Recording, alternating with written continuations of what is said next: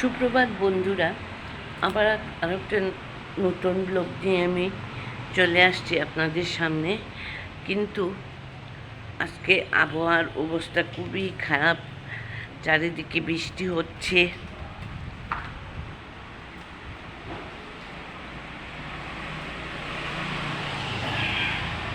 এই হয়তো শীতের সূত্রপাত হবে। আর এদিকে আমি সামনে চলে আসছি, দেখি সবজি নিয়ে বসছে কিনা, যেহেতু বৃষ্টি নাও বসতে পারে।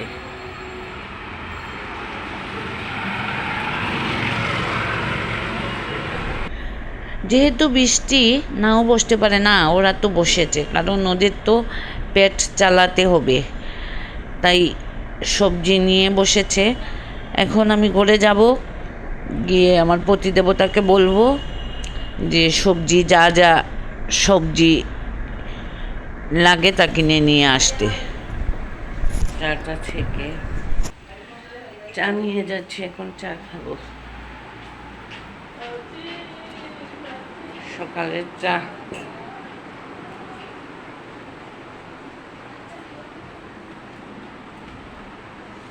মুড়ি নিয়ে আসছি। এই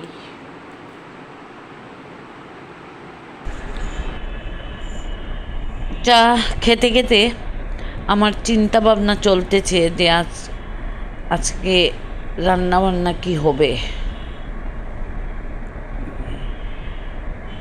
কারণ রান্না বান্নারও তো সংসারের মধ্যে একটা বিরাট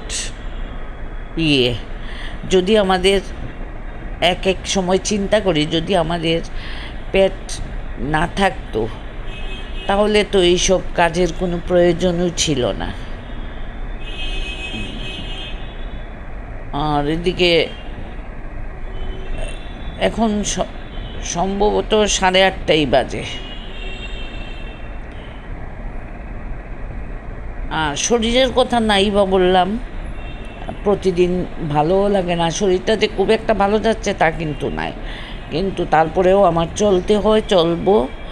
এভাবেই চলতে চলতে যতদিন দিন থাকে ততদিন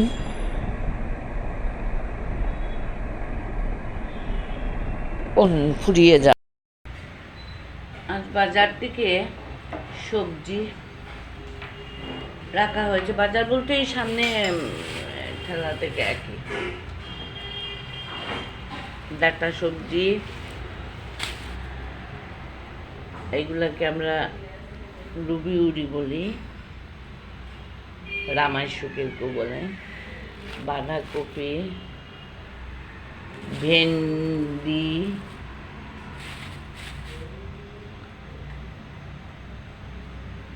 শিম, লাউ। এই লাউটা অর্ধেক খাওয়া হবে, অর্ধেক ফেলা হবে। করলা, ফুলকপি, সম্ভবত টমেটো আছে। হ্যাঁ, টমেটো।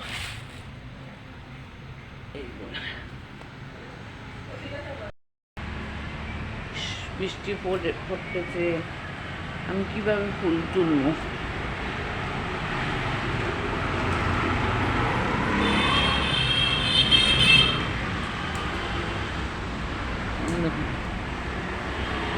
কিন্তু আজকে ছাদে গিয়ে ফুল তোলা যাবে না, চিন্তা করতেছি এইখান থেকে কয়টা ফুল তুলে নিব। বৃষ্টির জলটা যদি মাথাতে পড়ে তাহলে এমনিতেই সর্দি আসি, শরীরটা জুইতের মধ্যে না, আর বৃষ্টি ফোঁটা পড়লে তো তাহলে আরও খারাপ হয়ে যাবে। এই যে প্রতিদিনের মতোই ঠাকুরঘরে চলে আসছি, ওনাদেরকে ঘুম থেকে জাগাতে হবে, তারপরে একটু দামোদর মাস ঘিয়ের বাতি দেখাতে হবে, যেহেতু পারি আর না পারি, শরীরে দেখ আর না দেখ সেটা বড় কথা নয়, গোপালদেরকে একটু ঘিয়ের বাতি দেখানো উচিত। তুলসী তলায় ঘিয়ের বাতি একটু দেখাতে হয় এই দামোদর মাসে। এবং জল তো এমনিতেই আমি প্রায় প্রতিদিনই তুলসী দিয়েতে দিই, কিন্তু দামোদর মাসে তুলসীও তো আমাদের এক দেবতা, ওনাকে একটু ঘি দেখিয়ে নেই। এটা হলো আমার সকালের কাজ। আমি আসলে প্রতিদিন এইগুলা যে করি, আমি আপনাদের সব কিছু তো দেখানো সম্ভব হয় না, তাই দেখিয়ে উঠতে পারি না। এখন চলে আসলাম পরে, কারণ ওদের সকালের টিফিনের ব্যবস্থা করতে অনেকগুলা সবজি কেটে আজকে ঢেঁড়স ভাজা আর তারপরে আমি আপনাদের সাথে শেয়ার করি মাঝে মাঝে। ঢেঁড়সটা ওই যে বলে আমি নিজে কেটে নিচ্ছি, আমি করি, ধুয়ে টুয়ে রেখেছি। সময় ভালো লাগে না, আলুর সাথে একটা বলতে তো জিনিস আছে, কেটে তারপরে ভাজি করব এই জন্য। আর এদিকে এখন অন্যদিকে রুটির ভাজা আমি করব, বসিয়ে মন্ডটা বানিয়ে নেব। ভেন্ডি ভাজা এই হলো। আর ওই চুলাতে আমি সকালের রুটির টিফিনটা, আমরা এটাকে কাই বলি, কাই করে নেব। ওই যে আমি বললাম যে বলি প্রায় সময়ই এদিকে রুটি, কিন্তু আমরা দুজনেইটা আমি আসলে সাধারণত খুব খাই, কিন্তু 3টে রুটি করতে হয়, কাটা পড়ে না। আমার প্রতিদেবতাকে আমি 2টো দিই আর আমি একটা, এই 3টে রুটি আমাদের পরে না বললে ভুল হবে, পরেও অন্য কিছু খেতে উনি আসলে একদম পছন্দ করেন না। তারপরেও আমি মাঝে মাঝে ম্যাগি, চিড়ার পোলাও এইগুলা করে দিই। মানে অনেকে তো এটাকে কি বলে গুলা রুটিও খায়, কিন্তু উনি এইগুলা খাবেন না। যার যেরকম অভ্যাস সেরকম তো করে দিতেই হবে। আমার আবার এসবের কোনো কিছু নেই, আমি গুলা রুটিও খেতে পারি, রুটিও খেতে পারি। আমি শুধু ব্রেডটা আমার খেতে একটু অসুবিধা হয়।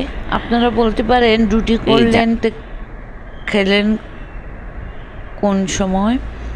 রুটি করে ঢেকে রেখে দিয়েছি, তারপরে খাওয়া দাওয়ার আপনাদের সাথে শেয়ার করি নাই, কারণ সবগুলা শেয়ার করতে গেলে অনেক বড় হয়ে যায়, তাই আর আমি এইগুলা শেয়ার করি নাই। আর এদিকে একটু সবজি বানিয়ে নিচ্ছি। মেয়ে একটু সবজি খেতে পছন্দ করে, তাই সবজিটা বানিয়ে নিচ্ছি আমি। আর সব ধরনের মিক্সড সবজি একটা আর কি ওইটা। আর ওই মাসি আসছে, মাসিকে বলছি যে আজকে যেহেতু আজকে আমার প্রতিদেবতা দুপুরে ভাত খাবেন না, তাই আমি আর আমার মেয়ে দুজন ভাত খাবো। তাই আমি বলছি যে আজকে দুজনের জন্য একজন নিরামিষ আর একজন মাছ। আমি নিরামিষই খেয়ে নিব, নিরামিষই রান্না করে নাও। ওই সবজি আমি কেটে দিচ্ছি, না হয়তো ওরা অনেকগুলো সবজি কেটে ফেলবে। আচ্ছা, তাই নিজে একটু সবজি কেটে দিই। আর এদিকে চলে আসছি আবার স্নান টান করে, সকালে টিফিন খেয়ে স্নান টান করে চলে আসছি ঠাকুর ঘরে। এখন ঠাকুরকে দুপুরের যা ভোগ তা আমি দেব। প্রতিদিন অন্নভোগ দেওয়া আমার দ্বারা সম্ভব না, সেটা আমি পারবো না। ঠাকুরের কাছে মাপ চেয়ে নিচ্ছি, তবে ওনাকে ফলমূল দিয়ে, কোনো দিন চিড়াটাও আবার অন্যের মধ্যে পড়ে, ওইগুলা দিয়ে ভোগ দিয়ে দেব।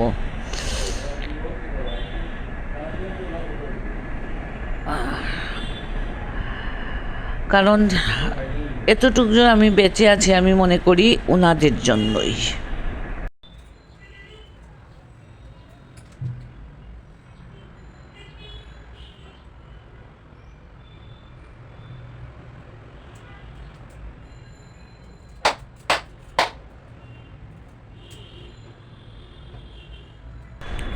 কারণ আমার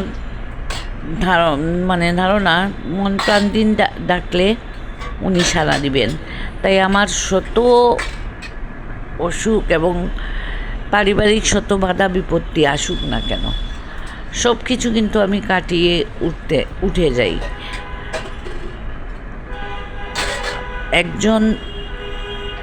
ভগবান একজন আছেন বলেই আমরা এ সংসারে থাকতে পারতেছি এবং ওনাদেরকে স্মরণ করাও উচিত। এদিকে ঠাকুরের কাপড় নিয়ে আমি যাচ্ছি ধুতে, আর মেয়ের সাথে আমার কথা বলতে হচ্ছে। মেয়ে আমাকে বলছে আজকে তুমি সন্ধ্যার সময় ঠাকুর দিও, কারণ ও তো সন্ধ্যার সময় ঠাকুর দেয়, সেজন্য সে আগেভাগেই আমাকে বলছে আমি আজকে পারবো না, সন্ধ্যার সময় ঠাকুর দিও। এখন মেয়ের সাথে কথা বলে তারপরে আমি আমার চুলটো আঁচড়ানো হয়নি, দেবতা দিয়ে এসে আমি চুল আঁচড়িয়ে নিচ্ছি। আর ওকে আমি আজ আমার পতিদেবতার নিমন্ত্রণ, তাই এমনিতেই বাসায় মানুষ 3 জন, তার মধ্যে একজন নিমন্ত্রিত হয়ে গেলেন, আর আমি আর আমার মেয়ে তো আবার মাছ খায় না, নিরামিষ। তাই আমি বললাম না, আজকে নিরামিষই রান্না হয়ে যাক। এদিকে ফুলকপি দিয়ে আলু দিয়ে একটা নিরামিষ তরকারি, আর সব ধরনের সবজি দিয়ে একটা তরকারি। আজকে দুপুরের মেনু এটা।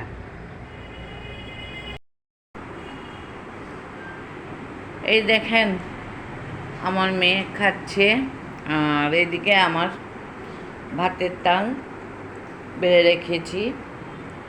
তার মধ্যে এইগুলা দিয়ে যদি খেতে ভালো না লাগে তারপরে কলা দিয়ে আর তিসি দিয়ে খেয়ে নিব।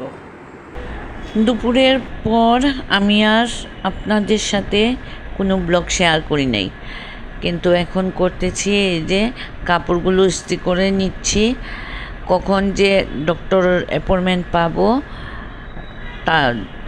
তাই তাড়াতাড়ি ইস্ত্রি করে রেখে দিচ্ছি। যখনই পাবো তারপরেই আমরা রেডি হয়ে চলে যাব ইন্ডিয়াতে। কাপড়গুলো দেওয়া যেতে পারতো লন্ড্রিতে, কিন্তু না, এমন খুব একটা কাপড় যে নিয়ে যাব তা না, ওই কয়েকটাই নিজেরা দিয়ে দিচ্ছি। আর এখন গুড নাইটই বলা যায়, রাত্রিবেলায় কাজটা করতেছি আমি। আর আজকের মতো আমার ব্লগটা এখানেই শেষ করলাম।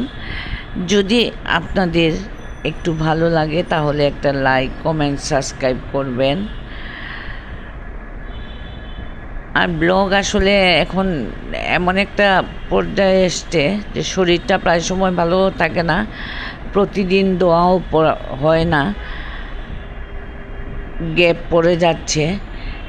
তা কিছু করার নেই, শরীরে যখন আবার স্ট্যামিনা পাবো তখন না আবার কন্টিনিউ করতে থাকবো।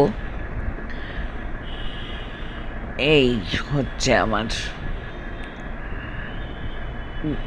কারণ একবার অ্যাপয়েন্টমেন্ট তো মিস করেছি, তাই একদিনের ভিতরে এখান থেকে নাম আমি থাকি সিলেট থেকে একদম কলকাতা যাওয়া এটা সম্ভবপর হয়ে উঠছে না, উঠেনি।